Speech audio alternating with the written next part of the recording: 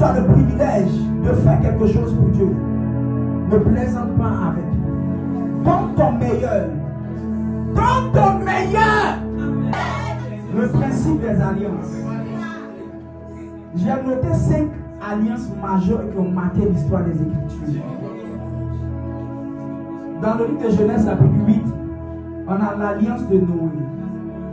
Les théologiens disent l'alliance noachique. Je vais vous épargner les termes compliqués.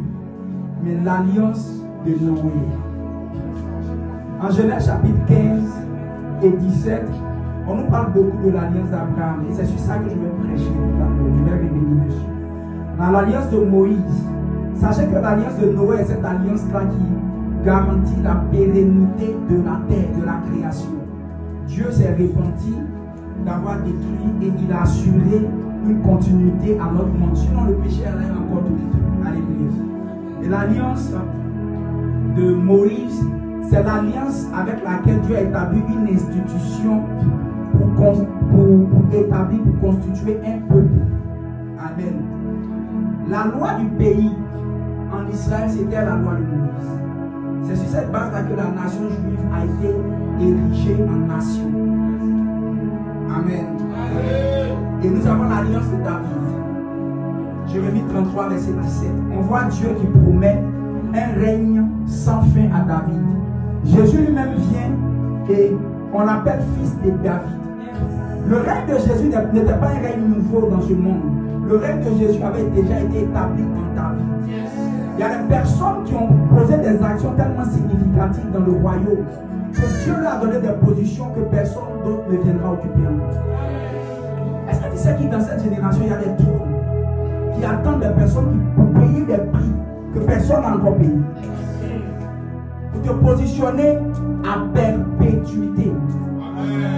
Il y a des gens que Dieu positionnera soit dans le secteur financier et de toute l'histoire de l'entreprise et de toute l'histoire de leur famille, il n'y aura jamais après eux homme ou femme plus riche que lui. Il y a des personnes que Dieu positionnera dans un certain domaine, même dans le règne prophétique, dans le règne spirituel, qui vont occuper des places que personne d'autre ne viendra occuper même après. Parce qu'ils auront des règnes et des trônes établis par Dieu à perpétuité. Voilà pourquoi la nouvelle alliance ne vient pas pour ratifier. Il y a des balises que Dieu avait établies dans l'Ancien Testament qui demeurent jusqu'à présent. Tel que le règne de David. Quand tu vas aller au ciel, le trône que tu vas voir, c'est un trône où il y a la signature de David aussi. Oui, mais ce n'était pas un trône qui était destiné à la terre. Dieu a décidé de mettre son nom et son image sur David pour toujours. Pourquoi? Parce que David avait un cœur dans le sens du service de Dieu qui ont marqué l'histoire de la Bible. Il était prêt à mourir pour les intérêts de Dieu. Il était prêt à mourir pour l'héritage de l'Éternel. Tellement que la valeur de son service devant Dieu est montée. David fait une erreur et puis Dieu le frappe. Dieu frappe le peuple.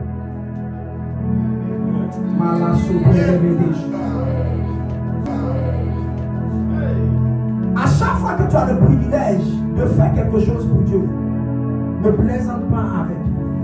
Donne ton meilleur. Donne ton meilleur. Donne ton meilleur. David a dit dans un champ, il y avait un ange qui était venu tuer, qui tuait beaucoup de personnes parce qu'il avait fait un dénombrement sans l'accord du Saint-Esprit. Et il était dans le champ d'Aravna. Le monsieur vient avec des sacrifices. Il dit non, roi, tu peux sacrifier dans mon champ, mais je te donne encore du bétail. Il dit non. Je ne donnerai pas à Dieu une chose qui ne me coûte pas.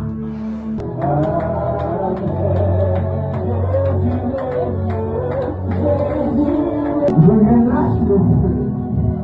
Et que ce Dieu vienne dans la vie de tous ceux qui traversent des batailles interminables. Je vais faire pour vous les combats provoqués par des hommes.